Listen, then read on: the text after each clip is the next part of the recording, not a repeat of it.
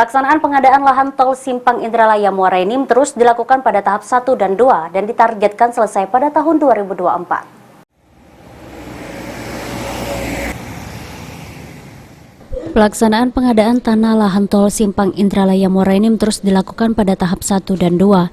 Untuk tahapan 1 sebanyak 655 bidang, fasum sebanyak 19, konsinsasi 340 dengan tingkat validasi 296 bidang dan tidak ada yang diproses lagi atau nol proses.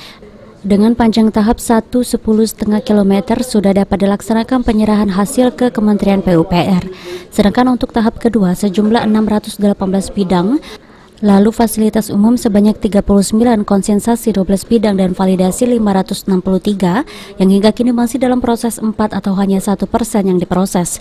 Bagian konsensasi telah dititipkan di Pengadilan Negeri Kayu Agung akan dilakukan ganti rugi setelah adanya keputusan inkrah atau keputusan tetap Pengadilan Negeri dan diberikan surat pengantar dari BPN Ogan Ilir. Pengadaan tanah jalan tol Simpang Indralaya Muara Enim ini ditargetkan pada tahun 2024 akan selesai karena adanya beberapa faktor kendala yang dihadapi, seperti kepemilikan tanah lebih dari 2 orang, berkas surat tanah terputus, atau ahli waris yang belum dilengkapi kekuatan hukum, serta beberapa faktor lainnya. Validasi dan konsinyasi lahan Simpang Indralaya Muara Enim tahap 1 dan 2 untuk pembangunan jalan tol itu sejumlah 655 bidang untuk tahap 1 dan untuk tahap 2 sejumlah 618 bidang.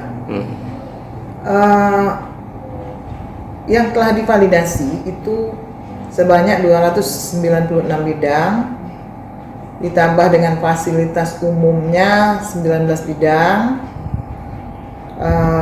dan yang telah kami konsinyasikan karena ada permasalahan kita konsinyasi ke Pengadilan Negeri Kayu Agung itu sejumlah 340 bidang.